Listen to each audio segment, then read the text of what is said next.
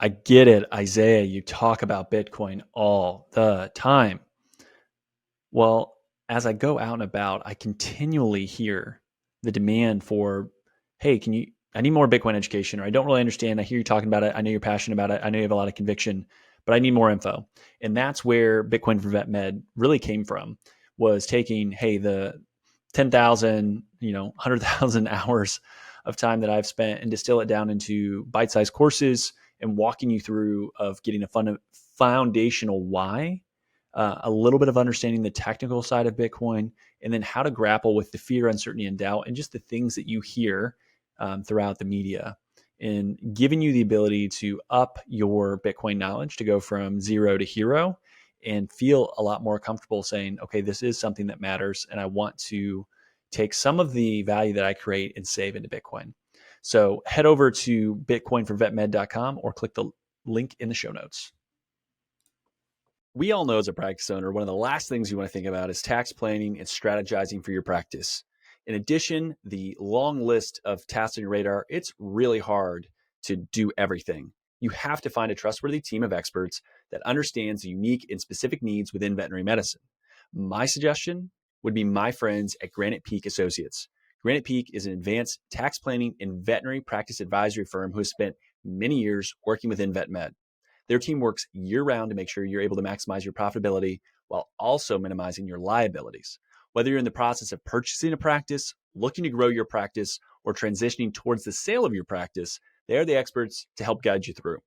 What makes them different than other firms is their devotion to proactive tax planning. By thinking into the future and creating long-lasting relationships with their clients, Granite Peak can help minimize the amount of taxes paid over the course of many years to come. Head over to their website, granitepeakcpa.com, to receive a personalized comparison of your practice financials against over 140 other hospitals that they've worked with. You'll be able to see how your practice ranks, where you stack up, and where the opportunities are to get better. From there, you can schedule a one-on-one call with one of the members of their team to review and analyze your results. The opportunity speaks for itself. You need someone on your side. Granite Peak Associates is that team. Take advantage of their innovative expertise within the veterinary industry. Have you ever walked into a space and thought, wow, this place is beautiful? There's a reason for that. Architecture has this innate ability to impact emotions and perceptions. My friends at Apex Design Build bring beautiful and functional spaces for veterinarians nationwide. Apex is a fourth-generation family-run company that is fully integrated from the design, architecture, and construction process. They help you mitigate risk, eliminate surprises, save time, save money, and reduce your efforts. Sounds great. Check out their amazing work and have access to their square footage calculator to help you plan out your expansion or new build. Click the link in the show notes for the exclusive offer and learn more about Apex Design Build. All right. I am extremely excited for today's show. And this is a first podcast for two people, which is great. And it's also the first time in the history of this show, which has been around since 2019, that we have a father-daughter combination joining the podcast. So I'm joined by Dr. Jeff. I knew I was going to mess it up. Stepanek, which I get bailed out because I butcher every name. And then Liz Montgomery. And you might have seen Liz's posts across LinkedIn, social media, that was by my dad's vet clinic. It caught my eye. And so Dr. Jeff and Liz are here to kind of chat through the story. And there's a brief introduction. There's lots to get into, but I ultimately want to say welcome. Thanks for being here, Dr. Jeff and Liz. Thank you for having us. We're honored to be here.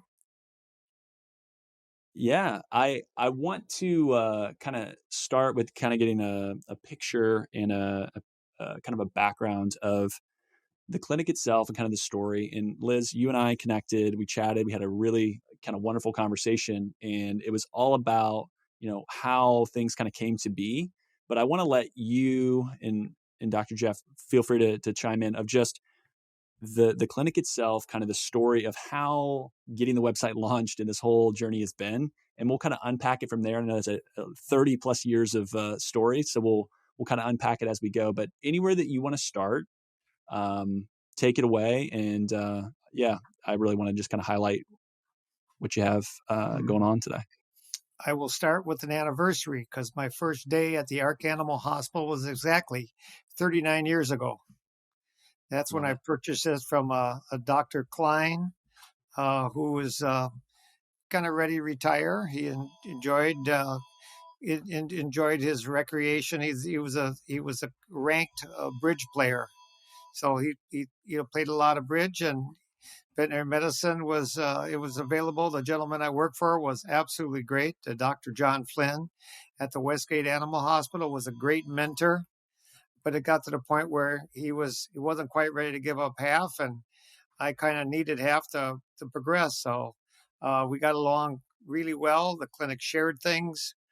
I took the large animal portion of the practice at the time. We were doing mixed animal, and I did mixed animal for not quite, pretty close to 8 to 10 years. It's somewhere in there, trying to recall, and been strictly small animal practice since then. So, and watching our clientele grow, have had great staffs over the year, and that's what really makes a practice. It's the staff and everybody on the same page, putting it together, keeping the client education going. I'm happy to answer any questions in that. Usually there's a stack of cards when if I'm ever gone for lunch and come back, there's usually a stack of cards to call people that answer questions. Sometimes they're, questions just need a little tweaking and fine tuning. So, so this is an anniversary. So I the love it. staff was elated, and we'll have lunch tomorrow on our anniversary. So that's great. And this will come out fairly quickly after we record. So 39 years it's incredible. How long do you say it was? 8 to 10 years that you practiced prior to acquiring, or what was the length of time before you wanted to buy? I graduated in 1979, and I stayed around at the University of Minnesota to finish up my master's degree in dairy nutrition. It was important to me. I met some wonderful people in the Department of Animal Science, and I felt I started a master's degree kind of before I got into veterinary school, and finished it up. It took me about 2 or 3 weeks after I had a Plan B master's, and I felt I owed it to everybody that invested time and money into me to finish my master's degree. And then I kind of went to work with Dr. Flynn. That was in 1975, and then I bought the clinic in 1979, excuse me, and then I bought the clinic in 1985. So Okay, started so it. six years. Okay, I Yeah. was just curious because that's a conversation that comes up a lot, of the length of time that someone will be an associate. And I've talked to a handful of guests where it's been a couple years, and for others it's, hey, they're kind of at that 10 to 12 year mark. And I just connected with a veterinarian that hasn't been on the show yet, but hopefully I'll get them on the show at some point, where it's a husband-wife team. It was 17 years before they opened their own thing, and really having great success. But it's always interesting to see how long that took. And so 39 years. Have you always practiced? Have you had a partner? Have you had associates? Has it been you? What does that look like over time? I've had usually relief veterinarians over the course of time. So I've had some, over the years, I've had some young kids. I think I've written at least 15 letters of recommendation that people actually got into vet school. So, and they're distributed Awesome. really kind of across the country. So it's been rewarding, I had several veterinarians come up and do externships with me. So from the University of Wisconsin, and usually externships are usually just like 2-week periods in that. But being a mentor is an important role. So not only from a practice standpoint, but from a personal quality of life standpoint too. So it's the people you meet along the way are really the life changing influence in your life. So whether they're college professors, high school counselors, or even clients that are very influential in your dream of practicing veterinary medicine. But have you always practiced solo? Yes, I pretty much have practiced solo. There's never been usually 2 veterinarians there at the same time, unless I called in to do surgery while I have a relief veterinarian there doing exams. And why have you always been solo? Well, I want to keep it that way. I've had to, actually turn. Almost every day goes by, I have to turn clients down because I wanted to keep it small and intimate. I didn't really want to be a 3 or 4 man practice. So I was there for my clients. I wanted to follow up. Sometimes we've had people complain when they're going to other clinics and that they don't know who they're going to see. They want to see one veterinarian and they're not might able to do that. So I was there, kind of 7 days a week, 24 hours a day, especially when you're doing large animal and small animal at the same time. So it becomes a, a challenge, and plus to keep up the energy and everything. They think you're going to go home at 5 o'clock and still make 2 or 3, farm calls at that. So when the calf is being born, you got to be there for your clients. Mhm. So very rewarding clients. I can't say enough nice things about them.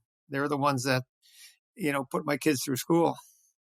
Yep. And then on that, I think that's one of the things as veterinary medicine has changed your approach and what you've done historically.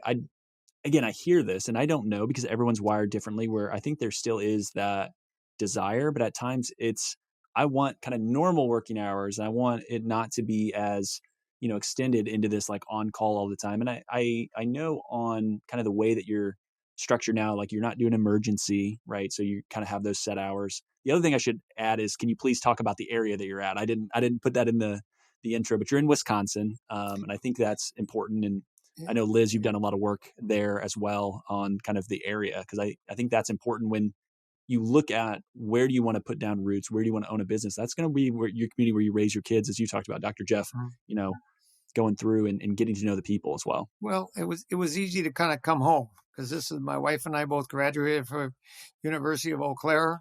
I'm rewarded by some of my old professors are still my clients. So we go back, quite a few years, and I kind of approached a pre-vet advisor and asked him, how many people he's actually sent on to vet school. And he looked me in the eye. He said, "You would be the first." So I knew I had my work cut out for me.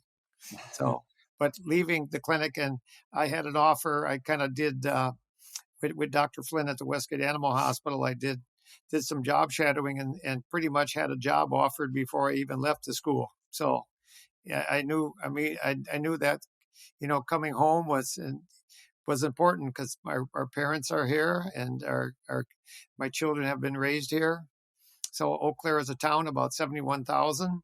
We're about 80 miles due east of Minneapolis, and we're rewarded by a great, strong human medicine community. We have the University of Wisconsin Eau Claire, or UW Eau Claire, and it's just nice having that diversity here. So it was an easy place to come back to. There are obviously other vet clinics in town, at least 4 or 5. And I think for most part, everybody gets along. I feel that they're my contemporaries, not my competition. So I never felt that way. So we're Yeah, all here to help our clients. with 5 or 6 practices, again, depending on size, right, and the amount of people within the city, talking about 70,000. Yeah, there's enough to go around, right? That's an ample amount of pet owning folks Yeah. that are going to be able to pick and choose kind of who they best fit with. So you buy the practice, you've been out 6 years, you've worked there for a long time.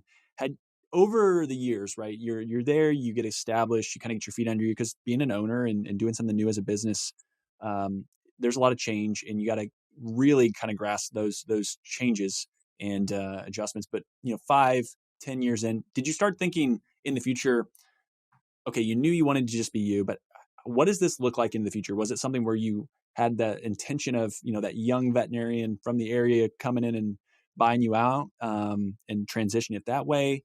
I think Liz shared you might have been approached by, kind of some external partners on Mm-hmm. buying the clinic that wasn't the right fit. But I think one of the things that I've talked about in this podcast is, even if I'm doing a startup today and I'm, young 30 something veterinarian, it's like business strategy is really, just exit planning. Like that idea of exit planning is just good business strategy of being ready for that. And I'm just curious the way that you've kind of approached it, or has it been more of, I like what I'm doing, I'm going to keep doing it, I love, serving the community, and, my exit and the way that the hospital will change hands, that'll happen when it's Yeah. meant to Well, happen.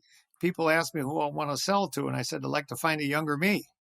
Now, Yep. where is that? Sure. Where is that person? I mean, that's an easy statement to make, but where is that person? And I'd like to think that when I bought the clinic, it was an opportunity. business opportunity.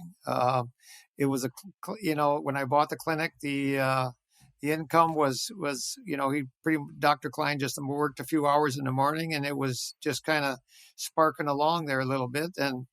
But I came in and you make it grow. So I've had the privilege of taking care of like four generations already. You set up roots, you do a good job, kind of build it. I wouldn't say always build it and they will come, but that was kind of the philosophy. Do a good job, call people, follow up, um, keep the communication open. It's definitely a better quality of life, but on the other hand, you still have to follow through. And so that animal went to the emergency clinic. They don't follow up on it typically. I have to, follow up on it. In the course of the next 2 weeks, they might have put the stitches in, but I'm taking the sutures out. So, well, and I think ultimately the idea is, across the spectrum, what I've noticed working within vet med is not being clinically trained is at the end of the day, there's a reason that you all went to school and spent all this extra time. And it's because you do genuinely care. And I think that there are bigger changes to the industry and trying to have better boundaries to have that kind of balance between both work and life. I don't like the term work-life balance because if you're doing something meaningful that you enjoy, and I think that's what you've kind of articulated is it was, this thing that you love doing, and it's a blessing that you got paid for it and you got to do it for a long yeah, time, which has been great. And it's not something that, I'm sure there's regrets, right? Everyone has regrets, but at the end of the day, when you reflect back 39 years, you can say, shoot, we did some pretty cool stuff here and we really helped the community. I think ultimately that's what veterinarians want. They want the opportunity to make an impact, do good work. And I don't think that veterinarians should feel guilty if they do make a good income, right? There's lots of people that make good incomes and they don't feel guilty about the work that they do. yeah, And so being able to run a business profitably and serve a community, I think there's nothing better. Because yeah, small business is what makes these towns around the country great, right? yeah, And I view the practice ownership opportunity for younger veterinarians as strong today as any other time, even though it seems like that's not the case where they're not as interested. And I kind of wanted to, Liz, bring you in and kind of from your vantage point, because similar to me, you're not clinically trained, right? You're coming in, you're seeing this situation, you've talked to your dad, you've seen the practice, you've been around it for a long time. And what was kind of the genesis of saying, okay, we need to create this website. We're going to have a little bit of a, marketing or PR blitz, but just kind of like your background and like how this all came together. Cause I think it is extremely unique and I love it. And that's why we're here, right? Is the work that you did to pull this all together. Yes, his exit strategy was hoping that somebody would come along and purchase it, and the world's changed. That doesn't really happen. He bought the clinic basically on a handshake. That doesn't exactly happen anymore. So my career is producing TV commercials. So talking to him and knowing what an incredible product he has of the Ark Animal Hospital, knowing that there's a lot to showcase there, I decided to call in a few favors from my colleagues, and we were able to put together a team to make this incredible video because I really wanted to highlight not only my dad, the staff, and Eau Claire. And his legacy, the city, and then the staff are what make the Ark so incredible. And I'm so proud of everything he has done. And I had a wonderful childhood growing up in Eau Claire, on the weekends going down to the clinic, getting to know the clients, getting to have pets at our house. He would bring home pets for us to watch overnight, that lifestyle. And I know that the right team, vets or one vet or two vets are out there that could have the same lifestyle, and it will appeal to them because it is absolutely rewarding and incredible. And I was so privileged to grow up with a father and watch him. And I can't tell you, the first day of school, every time I would raise my hand, oh, Elizabeth Stepanek. Oh, is your dad Jeff? Oh, he saved this dog or my dog, all the different stories. And he's just has an incredible reputation. You can't go anywhere in the city without him knowing somebody. And so it's finding that person or, two people to come on board and continue that legacy because it is an absolutely wonderful life. Yeah. It's and if for someone new to come in, might want to do their own emergencies until like 10 o'clock and then decide to, put an emergency group on. So there are options, but when you're building a practice, there is no set, 30 or 40 hour week if you're going to be your own boss. So no one I know that's their own boss works just 30 hours a week. Yeah. And I think one of the things with that is like being an owner or having business ownership, even let's just take out veterinary medicine for a second. There's a ton of benefits to that, but there's a lot of responsibility, right? Like you've been responsible for a lot of people's car payments and mortgages and all these other things for the years. And there is stress associated with that, right? And at the end of the day, like leaders eat last, right? So if the money is tighter in the business for a little while, you know what? That's a responsibility you have, and you're going to make sure that payroll gets made and these different things. And I've had so many conversations with owners that have ridiculously successful practices by any metric that someone wants to measure it by, that will still talk about the early days and the struggles. That's part of it. And I think trying to say like, oh, it's going to be rainbows and butterflies and it's always the best thing ever is doing someone a disservice. But the studies, the information, even the AVMA has done it, like practice ownership versus being an associate. There is a greater satisfaction. There's all these wonderful things that practice ownership provides. It's not all perfect. And then ultimately, I do think, and I've had conversations with people, hey, as an associate, as an owner, what's been the difference in it, from a monetary perspective? And I get that veterinarians have not, come into vet med to make the most amount of money they can. But it is a material difference when you are able to control your income versus going to an individual or individuals and asking for a raise or trying to, renegotiate something. And I think there is a beauty of that. I know that I wanted to kind of transition and talk a little bit about just the way, Liz, that you've seen how a practice is sold today. I know you had some frustrations, right? Or some challenges of just the way that, your dad was helped in the past. So I would love to hear that because I think it is important. Yes.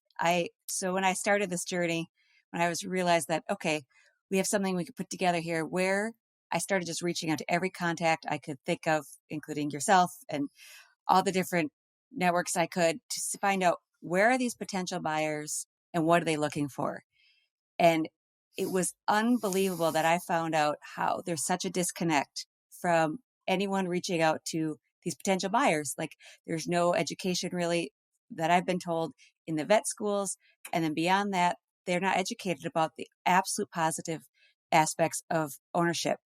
And so that was a major frustration. And then there's also a lack of education of like funding, because they're like, well, I'm in student debt. Well, I've talked to several different funding operations. And they all said, no, that debt doesn't scare us. That actually shows that you're proving that you can pay off debt. So that doesn't keep us from giving anyone a loan. So, and then also reaching out in Eau Claire to local places like the Economic Development Center, the Small Business Development Center, and they have incredible programs to help people, small businesses, continue these legacies, unbelievable rates that they're able to connect with these potential buyers. And so that it makes it a great partnership. So I had to do a lot of homework to learn all of that. And it was really eye-opening to see that there was a major disconnect. And no longer are the days where people are looking at classified ads. I started looking at classified ads and I was like, these are just boring as can be. They all say the same thing. So where are these potential buyers? They're on social media. They're late 20s, early 30s. They're on their phones. They're not looking at classified ads. So that's when the idea of this video, okay, we could put something tangible out there. They're watching videos. They're looking on websites, that kind of stuff. And that's kind of, I was like, I have to move I don't have to, I should say, we decided that we have to move the needle somehow to figure out a better way to get, showcase this incredible practice. Yeah, I love that. Dr. Jeff, anything you want to add there? Well, at one time, I think a lot of veterinarians just assumed their kids were going to go into veterinary medicine. At one time, there was, I think, a different generation that was true. It's no longer. There's other options. If you can improve the health of an animal, you do it, right? Of course. That's what makes veterinarians special. You're mission driven. My friends at LifeLearn are the exact same way. For over 25 years, they've been partnering with you and your peers, providing affordable, customizable, online software solutions. These solutions save time, increase efficiency, and assist in managing all aspects of operations. Why? They want to help you improve your partnership with pet owners to improve pet health. LifeLearn has award-winning digital media solutions and are leading the pack as they've prioritized having extensive veterinary knowledge throughout their teams. That difference is seen, it's heard, and it's read by thousands of people across the country. Relax, grow, and thrive with LifeLearn. Click the link in the show notes for an exclusive offer to see how LifeLearn can allow you to get back to what you do best. You mentioned it earlier that you've enjoyed it, but also you were kind of the recipient of it early on in your career with the idea of great mentorship. And I think mentorship is a phrase within veterinary medicine that gets thrown out a lot. And I think there's big differences in it. And I think for a lot of these corporate entities, they throw out like, hey, you're going to get great mentorship when you come out of school and you come work for us. And then it seems like what I continue to hear is like they fall flat on their face. So I wanted to ask you from both what you received as a mentee and what you've done as a mentor for the different people that have come through with externships or letters of recommendation and seeing them go do their things. What does that look like to you? How would you describe that, and what was the Well, impact for you personally? I think usually we have, I encourage job shadowers. I usually tell them, okay, you got to be at least a sophomore in high school. Sure. But you see where I'm coming from. But um, I think there's fewer pre-vet. What I'm seeing as pre-vet students, I think they're still out there. Um, I'm not seeing as many, job shadowers as I think I did the first 20 years in practice than I have the last 20 years. I said, and I don't really, I think it's a wonderful profession. There's still people obviously still applying to vet schools and they're turning out, new graduates that are kind of really on top of their game and everything. But all of a sudden jumping into private practice takes a lot of confidence, so you don't always have that person over your shoulder kind of hinting what you need to do and everything. So it's thinking on your feet, that's for sure.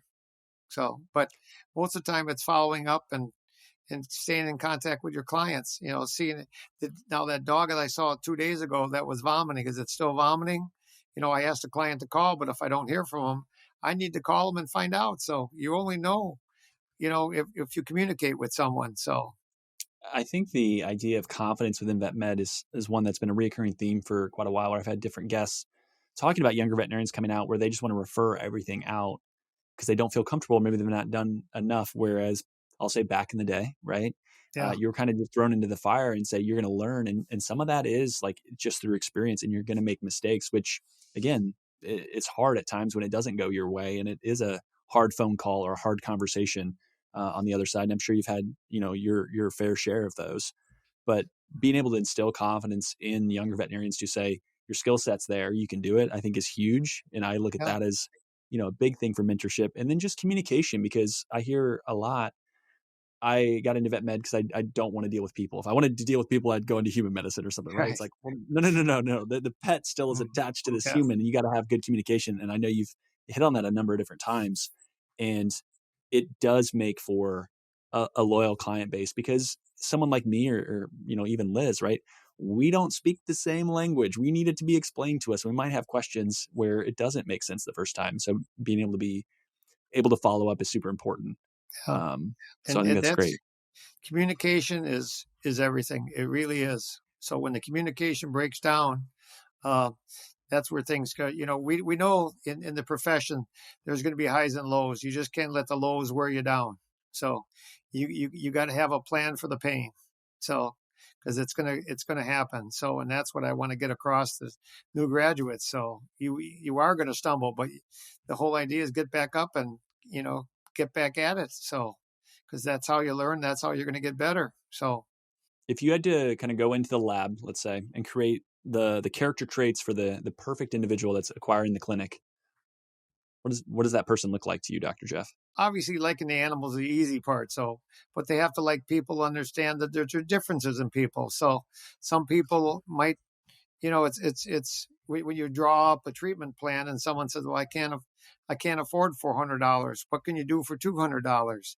And you can't get upset at all. You got to come up with a, different game plan. So they have to be, think on their feet. I think communication is the biggest trait. So picking up that phone and calling someone and finding out how they're doing. So and sometimes we get involved with families. We know Margaret's husband is sick, and here she has a sick pet. Yes, and her husband's in critical care. So understanding the differences and understanding the emotions that the people are going through, is paramount to our profession. So Liz, I want to ask you a question because through your experience of working with your dad and understanding kind of the way that maybe the practice was listed prior and all these different conversations, you made a comment to me that I thought was really good. And you said, hey, there's a lot of folks like my dad around. And I think maybe I'm misremembering a little bit, but it was kind of like, hey, there's these older veterinarians that they don't want to close up shop. They want the legacy to live on, but they just feel like there's no one there to buy them. Can you Yes. talk about kind of those conversations and experiences? Because I do think it's something that is not well understood. And I do think that's maybe where some of the disconnect happens, but I would love to hear you kind of share as much or as little as you want on those conversations and what you've learned. Yeah, absolutely. When I started to reach out, I thought, well, let me reach out to these vet clinics that are very similar to my dad's solo practice. They're for sale, you know. So I reached out to them and had great conversations with them. But some of them have been for sale for 3 or 4 years, some, a year. I'm asking, okay, what are you doing to get the word out? Well, I posted on the classified here, classified there. I've talked to, a real estate agent to see, and really goes nowhere.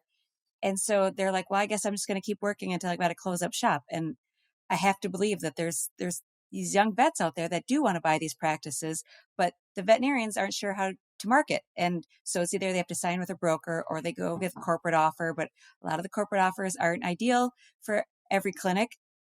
And so it was just it was eye-opening to me to see how many of these clinics are out there. But then also, these vets want to be vets. They don't want to have to think about how to market and how do they go through all that to, social media and everything like that. It is just not in their wheelhouse. So I thought, man, there's a whole world out there that needs to be connected of these potential buyers and these vet clinics, because they are incredible vet clinics with incredible legacies that are ready for somebody else to transition. And I know that if these young veterinarians could spend a day, a week, a month with these vets and see how awesome ownership is, and they can control exactly how they want to have their clinic run and do it their way and have this awesome staff supporting them, that it would be awesome for these people to make that connection and transition. What do you? Yeah, let me pose this, and either or can kind of come back with thoughts. One of the things that I think might be a disconnect, and I have no idea, if that's the case here or other places. I think it is getting the word out, people actually knowing it's there. I know you kind of mentioned there was a broker that may or may not have, worked with you all, and you just never really got much from that, and like there's just kind of a lame duck from that standpoint of coming back. But do you think there's the disconnect of, I've run this business for a long time, I think it's worth X, and I'm a young veterinarian that has debt and would take out a loan, and I think it's worth Y, of trying to get to like what is fair value for this versus closing the doors? Because I think it is like emotionally that would be hard to say like, well, I guess we just don't have any solution for this and we're just going to close the doors, versus finding a way to perpetuate that into the future and having that transition plan. Do you think valuation of these single doctor practices, because there's this whole idea of, they call no low practices, where there's no or very little profit, there's still clients, there's still a team, there's still an opportunity. But sometimes I think the mind, if I'm the owner for a long time, I'm overvaluing it versus what the market is saying. And maybe that's why they're for sale for so long. What do you think of that? That's a totally fair question. I think, yes, to answer your first question, we were at the broker. My dad's clinic was with the broker for a year, and that it was quite a disappointing experience. And so, but they did the valuation, right? So they established the valuation, and that's what they do for a business. And my parents also had a third party valuation. So I think it is a fair valuation, but I'm not sure about the other vet clinics. I can't speak because I don't know their numbers. Sure. But I honestly don't believe that the conversations get as far as, you know, do the valuations do they match? Because I honestly believe that a lot of these vets would be like, I'll cut my price. You name your price. You seem like the right owner. Like, if that is what's keeping somebody, then they haven't had the right conversation, because Sure. I think that they can approach these clinics.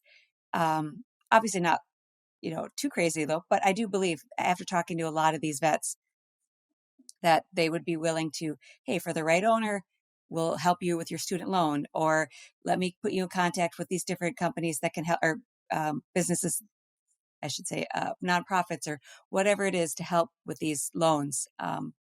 Or you tell me what you can do and we'll work on it. Maybe you can't buy the real estate. Maybe this time, and you rent the real estate for a while. However it is. But I do think that I just have to believe that a lot of those vets out there, after talking to them, would make it work. Yeah, I think there's opportunities out there. So it's just a matter of sitting down and making it work. So if that's what their real goal is in mind, so if they really if they really don't have the energy or the outlook, the dream to make come true, you'll find out in a hurry. So Sure. Yeah, listening to that, and again, I know that I'm wired differently than the probably the average veterinarian. It's like really, to me, motivating. Like, okay, where are all these practices, and maybe trying to scrape through it. So if I'm listening and I'm a younger veterinarian, I'm an associate somewhere where I know that I'm not long for this role. It's like, okay, where do I want to be? What do I value as a human or my family? And then, is there some one doctor practices where I can start having those conversations? And I think one of the things that would make me nervous if I'm a younger veterinarian is, okay, I'm going to go buy this clinic and I'm going to want to change a ton of stuff. And that seems intimidating versus I can just go and basically start my own thing.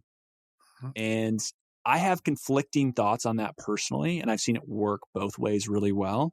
Any thoughts, Dr. Jeff, on that of just, well, you bought a clinic and I'm sure you made yeah, changes, right? I think it takes time to build a clientele, and it takes even longer time to build a good clientele. Go. I mean, you talk about A clients that you do everything for, and you have E clients that only come in for a rabies vaccination, every 3 years. So everybody wants those A and B clients. So, and it takes time to build. When you first go out, if you're just starting to build a new practice, you're going to get people that obviously don't have very good credit. They're hoping that uh, they've been at clinic 1, 2, and 3 already, and they're looking to Sure. see, I'm going to charge and kind of walk out the door here, and so you can't. You got to fire a few clients every year to keep a healthy practice. So otherwise, you're going to spend too much time on clients that drain you, and it's not fair for you and the staff. So, But what are the positives of walking into a well, the establishment? positives of building that Revenue out of the box, right? clientele, yeah. So I mean, at one time I took care of 5 different bank presidents. But Yeah. also walking into an established clinic, you have a staff, and that's talking more and more to people, finding that staff, finding the right vet techs. That is not always easy to do. You've got a built-in clientele, and if you do want that, transition and have a mentor who can help you, show you the roads, and of course you're going to make changes, and of course they're going to want to do their own thing, but I feel it's less intimidating to get in there, kind of get your foot in the door and have somebody show you, this is what we've done, and then open to new ideas. Yeah, I think it's better hitting the ground running. I really do. So, Yep. than trying to And build from it's, scratch. So, yeah. And it's one of those things too, where I will use the analogy of you find the right, location for a house, and it doesn't have all the things that you want, right? But it's the great location, it's the school district, all that stuff, right? And you want to make some changes to the kitchen or the bathroom. yeah, It's like buying a practice. It's not perfect, and they're going to make tweaks over time.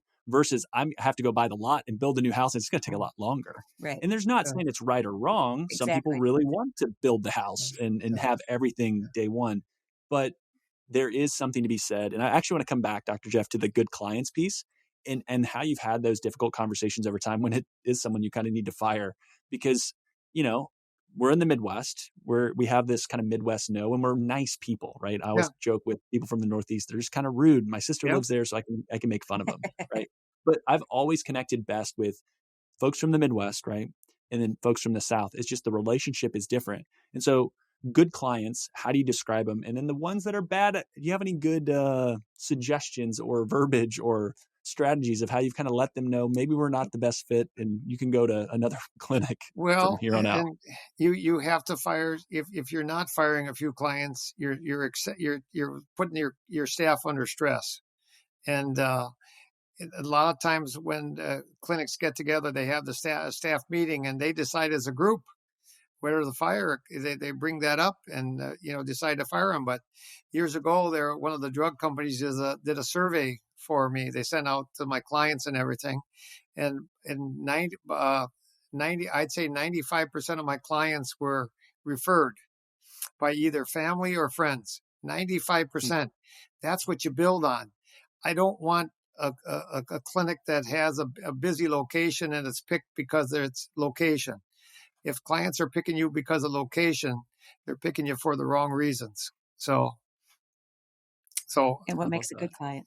What makes a good client? A client that, that's coachable, that's compliant with your suggestions. So, say, okay, what do you feed? Or, what's your recommendation on a heartworm pill? You know, um, Clients that come in, you understand that not everything, is an emergency. Some things we can, they talk about telemedicine nowadays. So some people take a picture of a lesion and send it to me, and sometimes you can't even tell which part of the dog it is. It's it's a little confusing, but they're looking for coaching. So I said, well, this really doesn't sound like an emergency, but let's try this, or I'm going to put up some medication. You let me know. I want to call in 2 days. So we keep that that I think it's good clients are clients you communicate with, and they appreciate your advice. So I can't tell you how rewarding it is for clients to bring in cookies, donuts, they bring us Christmas presents. I've gotten whole hams. I mean, it really is rewarding from that standpoint. Gift cards. Just people do it because they want to say thank you. So, Yep. and we appreciate that. So people just can't. I know friends of mine that are doctors and dentists. They're not rewarded like we are. That's for sure. Yeah. So it's rewarding that way. So yeah, I think that sorry, go ahead. I've had several clients wanted to give me a puppy from their litter. On this. Well, I think that it's a good compliment. They felt I was going to be a good pet owner, and it's not like they were a big scale. They didn't turn out a lot of puppies in that.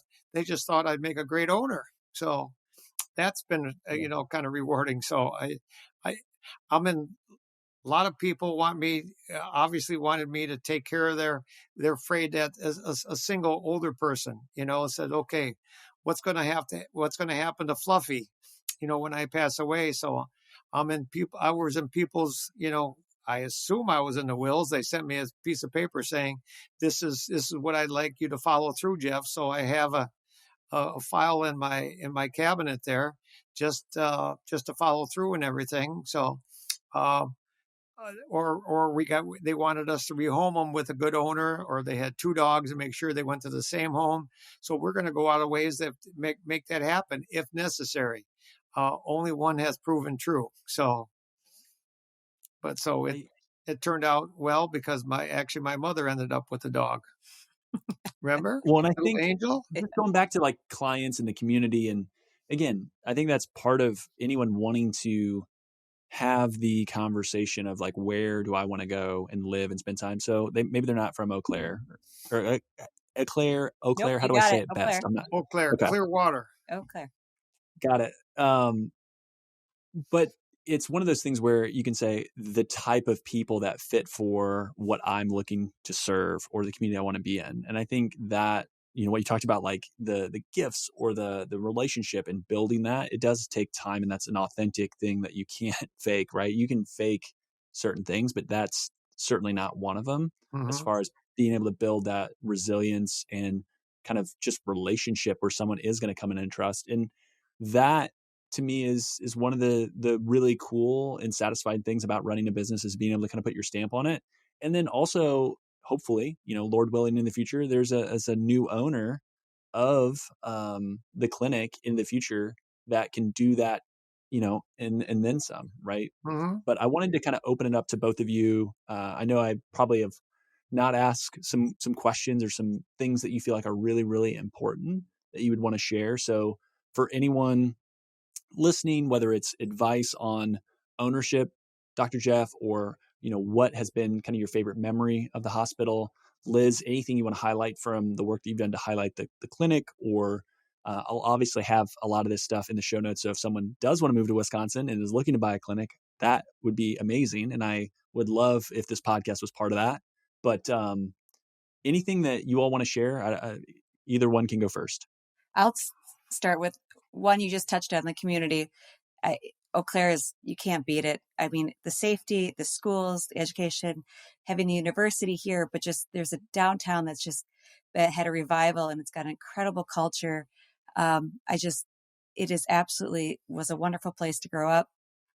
And also the staff at the Arc, you can't beat them. They're phenomenal. They've worked for my dad most of them have worked for many, many, many years. And they know every client that walks in. They know the dog. They see them out in the community. They ask questions with them. It's just the relationship they establish with these pet owners, because they understand that these pets are their family, because our pets are our family. And so they understand that relationship and how important it is. And the staff and my dad become part of their life and part of their family. And so for them to be out in the community and connect with these people, but when they walk through the door, they know that every one of them is treated like they're the best, and they are the best. Oh, yeah. And we always tell people they're pets. They're not kids, but they are family members, and they're very important family members, and treat them as such. So, but I think you're going to be safety. Some people, I want the dog strapped in. I want the dog, in a carrier or something like that, so it's safe in case there was a car accident. Everybody's safe. So it's sometimes in very tough decisions when it comes down to financial decisions, because your head and your heart fight. Okay. Mm-hmm. You know that you want to, you need to do what you can, but there might be a financial cap, and that's a tough time. And sometimes I just have to say, okay, we'll just write off what we have to, and to make this better, without being, too over the top and financial commitment here, do something here to make life better for this animal. So nobody, wants an animal that's, everybody's afraid the animal is going to be in pain and everything. And we have medicines, we got everything that, kind of help with that. So making that, sometimes it's going to be just a smooth transition to making the final decision in that. Unfortunately, there's a couple of things I want to do when I left vet school, and one was breed a dog that lived as long as the owner did. So the other one was a vaccine for a hit by car. I had some lofty goals there, but coming up with I can't tell you how many animals I see that are over the age of 15. I think we all do. So I think the medicine is better. I like to think the breeding is better. I think people are better at taking care of their pets. So making them, trying to do what they can to live as long as we can with a quality of life. And that's the whole thing, is that QOL, is that quality of life is comes under play every day. So people want, I don't make decisions. I give people as much information as possible so they can make the decisions how they want to follow through. So, do you have favorite memories? Got so many memories. I could write a book here. We don't have time for that. So, well, and I was going to say, I think there definitely could be a book written by, practice owners that have done it as long as you have.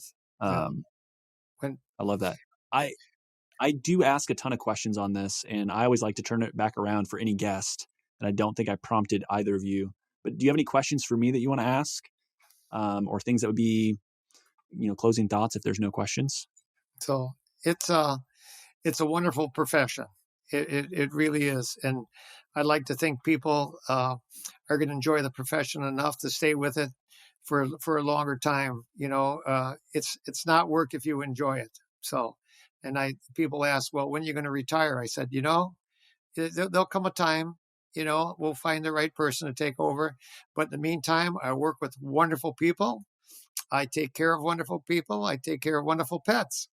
And I said, when you come in the clinic in the morning and have a sip of coffee and you're still smiling and ready for the day, it might not always be easy. There could be a twist and turn with the next phone call. We're kind of urgent care, and and doing, uh, we practice preventive medicine, but like I say, you never know when an emergency comes in too. So, but it's nice having the options of having an emergency clinic where you're just impossible to be able to see them, and usually they're set up with the equipment to take care of those emergencies. So it's nice having that around. It's nice having um, the medical community in the Twin Cities, the University of Minnesota. Some dogs I've sent down to the University of Wisconsin, but Minnesota's only an hour and a half away, so it's easier to refer things there. There's a couple of specialty clinics over there, um, one in Oakdale and Blue Pearl. So it's nice to have that expertise. You find out in a hurry, you can't do everything. You Yep. can't. There is no one person that's going to be able to cover all of veterinary medicine. So you'd have to have a team of 20 to do that. So it's nice having that expertise. We have a wonderful medical community in Eau Claire, but a lot of people still go to Rochester, and that's world, known worldwide. So it's nice having that expertise nearby. For sure. I Liz, mean, any closing thoughts or questions or I've got things that I could ask questions all day for you, but I guess I'll ask you my question to a lot of people when I first started this, and I'll ask you because you've talked to so many. Where do you think the potential buyers are, and what are they seeking? ooh, that is like one of those like universal questions that it's like unanswerable. Like, when people ask those like big, heavy questions, where it's like, ooh, how much time do we have? Right. I think, what buyers want is the ability to have freedom and flexibility and be able to do things in a way that they think should be done right. I think a lot of associates that work for larger corporations feel burned out when they start feeling like they can't truly be themselves and practice medicine in a way that feels authentic to them. And so as an owner, like being able to do that, which, Dr. Jeff, I feel like you've kind of lived that and have built a business around that, which is amazing. And that's how a lot of small business owners start, right? I can do it better. That's why they leave. That's why they don't work for that larger corporation or whatever. Um, Ultimately, I think a lot of younger veterinarians, and this is something, Liz, that you and I talked about, don't understand the opportunity set of ownership and or have been scared away. And so I recently, and I don't know if you saw this on LinkedIn, I want to help more people get into practice ownership. Blank is holding them back from practice ownership. And I don't think it's viral, but I had a lot of feedback, more so than a lot of my normal posts. So I was like, this is obviously an area a lot of people are thinking about. But the things that people highlighted, it's a vast array of options. I think a lot of it is confidence, which going back to, Dr. Jeff, you talking about confidence in like the mentorship piece of saying you can do this, because as an owner, you're still going to be learning stuff. You're never going to know everything. Right. So you have to step into the unknown and be like, I'm comfortable not knowing. And for a lot of people, it's super intimidating. And I think that's where, with a transition of being able to connect with someone that's there and help, but also that person that was there that, is transitioning, knowing I'll help you, but also it's your baby now. Like you get to run the operation and you're going to make changes that maybe I don't agree with, but I have to be okay because it is you and I'm here to support you in what you're doing, as long as it's not something that, morally, ethically, all that aside. But I think most owners want, is the opportunity there? Is there value? Can I build both a personal and professional life to grow, to do what, makes me take a sip of coffee, still have a smile on my face that I'm here, and not be like, oh, I have X amount of days before the weekend type thing. And that to me is it. I don't think young veterinarians don't want to own. I think that's false. I think a lot of them just feel intimidated and feel like they haven't been told and shown how to do it. Yeah. And hopefully this podcast encourages them and other sources. And there's lots of people working on, I think, just giving them confidence. I think confidence is truly the biggest thing. I tell my kids, if you pay attention, you'll learn something every day. But you have to pay attention. It's going to come across, but you'll learn something. So that, and all my children at one time said, they asked what quality I passed on. Can you remember what that was, Elizabeth? Your work ethic. Yeah. Yeah. And you remember that song by Frank Sinatra, I Did It My Way? Yep. Maybe we should use that on your intro. I don't know if there's any copyright issues with that. Exactly. So I might get a nasty gram like, hey. Back to your LinkedIn. Was confidence the number one theme? What were the other high? Yeah. So I think I'm gonna probably do an episode on just the post because I really didn't expect it to do what Mm-hmm. it did. But some of the thoughts of, and I'm bringing it up right now. One said marketing. One said limiting beliefs. One said misinformation or fear.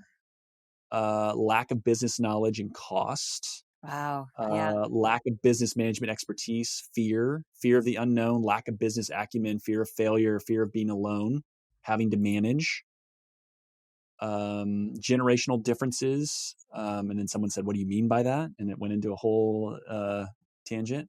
Radical change Mhm. in generational mindset, cost, student loan debt. Interesting. Someone put. Those, Um, but that you went through a lot before you hit cost and student loan debt. But I guess that would be my final thought of after hearing those things of people's feedback is encourage anyone that's even considering it to have that conversation with that veterinarian. Okay, would you want to sell? If you did want to sell, what would that look like? What would be the transition? How would you mentor me?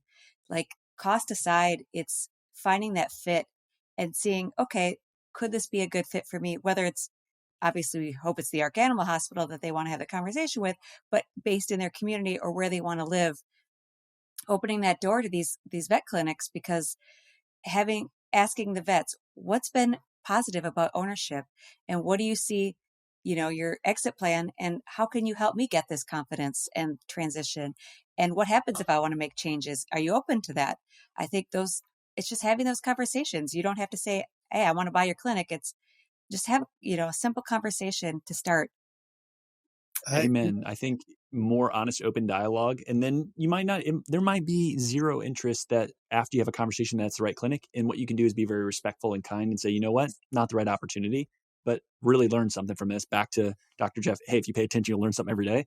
Mm-hmm. You're going to learn something in those conversations. And 100%. ultimately, if the path to ownership is something you want as a veterinarian, I think that it is a buy or build conversation you need to understand.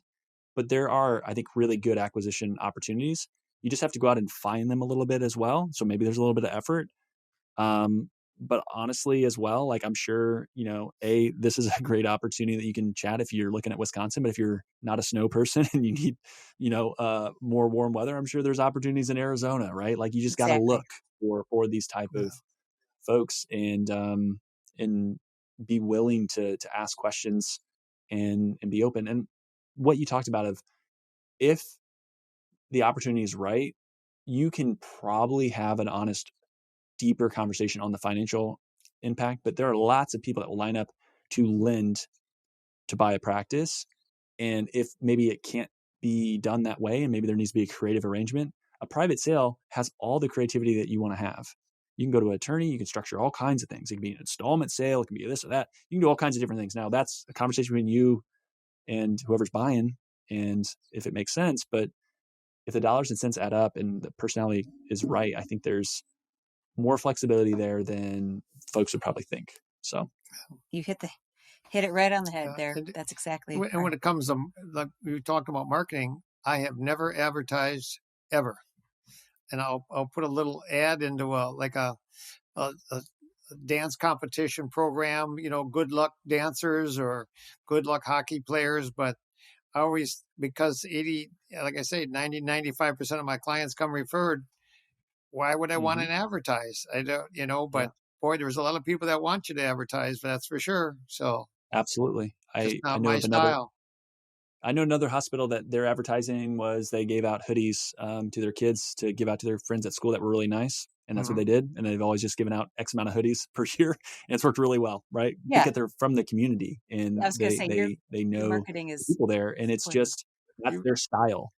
supporting the yeah, community, yes. sponsoring Yeah. softball Your field. marketing is your brand and how you take care of people. Exactly. You're just doing it in a different way. Right. Right. Yep. Um, so the website is buymydadsvetclinic.com. Mm-hmm. We'll have the video. We'll have all the ways to reach out. I really appreciate your time. This was a ton of fun. Again, it was a first podcast for you all. Good job. I feel like Yeah.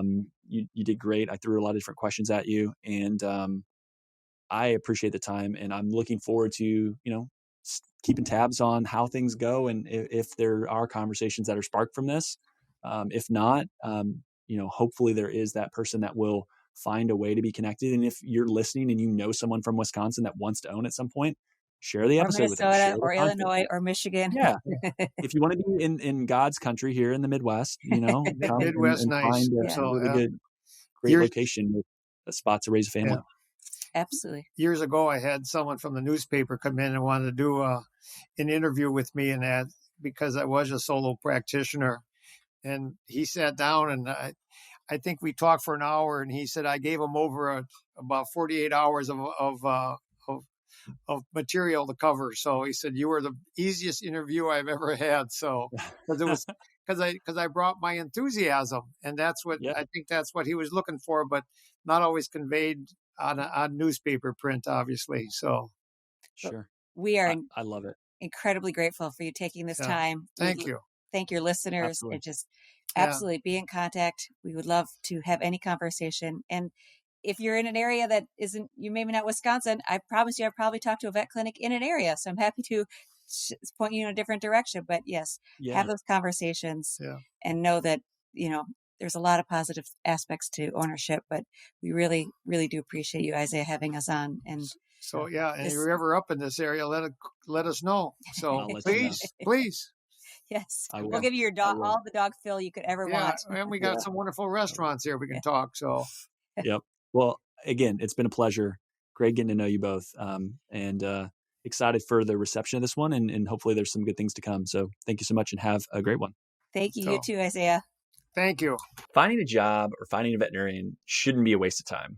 Enter an Offer First. Paul Diaz and team have created something really special with Offer First. Some of my favorite reasons are as follows. Candidates and employers will both have values aligned on the first step, not the last. The sign-up process quick and simple, no resume required. So if you're looking for a job but you aren't really sure, it's as easy as scrolling on Zillow for a home. And finally, if you have a great match, it's based on your each unique requirements, not random keywords. If you want to learn more, listen to episode 179 with Paul Diaz. We cover all of that. The other exclusive great thing that you're going to get from this ad read and from Paul is I convinced him to give an exclusive discount to listeners of this podcast. So for owners, you're getting a 20% discount on both the placement of any candidate, but also access to the platform. Use VSP if you go to Offer First, or the easiest way is a link in the show notes. So check it out. Associates, those looking for a job, same thing. Use the link in the show notes. Use VSP if you go directly to Offer First. But I will donate and Paul will donate to a veterinary nonprofit of your choosing. So each person that signs up gets a vote. Your votes actually count, which is incredible. And so I'll be reaching out. I will handle that. But there's going to be a donation made for any associate or any job seeker that adds on the platform. We want to make sure that not only does the platform help to make sure that you find a better fit, better culture, better role, but it's also doing good in veterinary medicine. Okay, so link in the show notes is going to take you to Offer First. It's going to automatically apply that, but also use code VSP if you go to Offer First directly. And Offer First is changing the game of veterinary recruiting. I want each and every one of you to benefit from it, so check them out today. Find out for yourself why Shepherd Veterinary Software is the nation's fastest growing practice management software. Why, you ask? Isaiah's reason, Shepherd is innovating and will continue to do so into the future. Founded by Dr. Cindy Barnes, Shepherd is intuitive, super easy to learn, and streamlines practice management. Built for vets, by vets. It works for you and your team, so you have more time to spend on what's most important, your patients. Shepherd automatically updates the medical records, adds services to the invoice, generates discard instructions, and so much more. Bring home more stories and less stress. Grow your practice. Check them out at Shepherd Vet. That is www.shepherd.vet. All right, so there are a lot of great job postings that I want to get to. And so we're going to start off with Bayside Hospital for Animals. Great work-life balance in beautiful Fort Walton Beach, Florida. No weekends, Monday to Friday, 8 to 5, no on-call or emergencies. It's appointment only here. Currently a 2.5 doctor practice, new owner in 2021, bringing some fresh life into the hospital. The new owner had been there for 6 years prior working, so definitely understands the team, the processes, and the community. Lots of investment in people and new equipment. ProSal is the pay structure. Far too many benefits for me to list. Email baysidevet 251 at Yahoo or call 850-864-1857. Join a thriving, growing small animal practice in Vermont on the Quebec border. Full-time ideal, part-time is considered. The idea is to start with yes with the team, patients, and clients in outdoorsman or outdoor woman's paradise while being able to practice high-quality medicine. Compensation is write your own structure within production capabilities. Literally, it is the owner wants to find the right person and is happy to negotiate, chat through, and find the right fit. If you want autonomy and a boss that enjoys teaching, reach out to Newport Veterinary Hospital. You can email newportveterinaryhospital@gmail.com. North Central Indiana, looking for an oasis in the chaos. Who isn't, right? Come join the amazing team at Fulton County Veterinary Clinic. They strive to foster a fun, fast-paced work environment while providing quality patient care. They utilize the support staff efficiently so that the doctor is available to practice medicine and do what you're trained to do in less time and paperwork, which is great. Lots of investment in new equipment and technology to support you, full-time or part-time available. Small animal and exotics are both seen there, so no ER, no on-call, no weekends, competitive salary with sign-on bonus offered, and far too many benefits to list. Go to Fulton County Veterinary Clinic. So type that in and you'll find the job posting there. Last but not least, join Watertown Animal Hospital. Personable, small animal veterinarian wanted for well-established current 5-doctor mixed animal practice in northern New York, which is an outdoors person's paradise. Again, 2 of those. So if you like the outdoors, you can look at Vermont or New York. They have plenty of support staff with 6 CSRs, 6 licensed technicians, 4 animal caretakers, 2 technical assistants, a hospital assistant, a practice manager, and a bookkeeper. Focuses on mentorship and investment on the people and the technology. That's been a strategic initiative by the leadership team. No on-call, 24-hour ER less than an hour away. Salary based on experience, but no less than $95,000. Can be straight salary, pro-sal considered. Want to discuss that with the right person. Tons of benefits. Again, too much to list. Please reach out to watertownpetcare.com for that option as well. So again, if you find a role or a job or talk to anyone and it helps you in any way, I would love to hear that feedback. So please reach out. Let me know what you're able to do. And I will continue to post these. So if you are an owner, reach out to me, let me know. And we'll go from there. And until I hit a capacity of I can't keep recording these, I want to let people know who are high quality owners around the country looking for great help. So with that, we'll talk soon.